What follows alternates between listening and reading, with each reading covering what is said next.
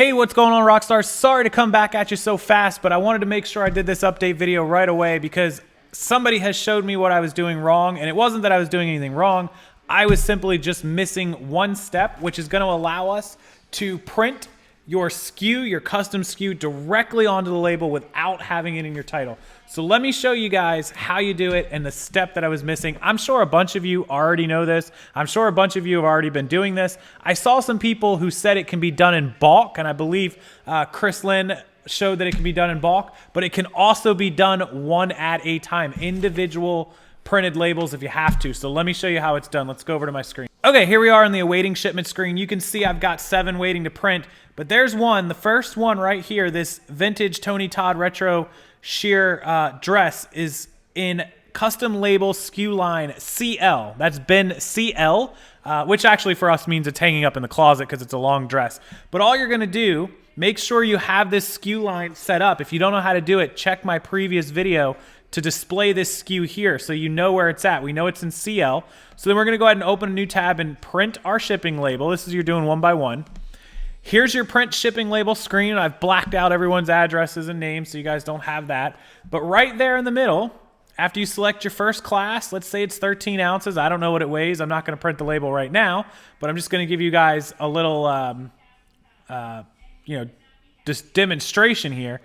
Right underneath additional options, just click on that. It's gonna say print the SKU or order number on the label, which is what I've done.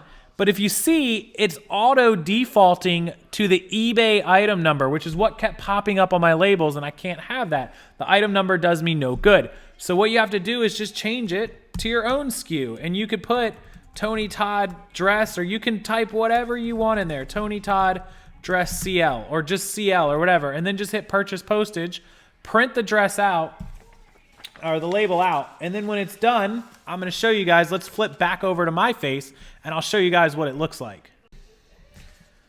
All right, here's the label, and I'm gonna show you guys. There it is. You guys see that little C? This is one I printed just a second ago. Sorry about that. C1 right there. That would say CL on it instead of C1. There it is. That's how easy it is. It'll print it right down that line. And you'll know when you take this label into your garage or your storage area or whatever it is, that this item is in C1. And then, of course, and I'm going to cover up the buyer's ID here. Let me see. At the bottom of this label, if you choose to, you'll be able to see, the description of what the item is. Or you could type that description in right next to the CL. So that's how you do it. The reason I was having a problem is it was defaulting to the eBay item number. And I didn't realize that I had to change it to what the SKU says. That's kind of silly because if it's printing the SKU, it should default to the SKU. But it is what it is. That's how you fix it. Thanks for tuning back in, guys. Sorry to put out 2 videos back to back. I apologize. But I wanted to make sure I updated this, and anybody that's watching checks this out. If you have any other questions or concerns, down in the comment section as always. And thanks for watching. I'll see you next time.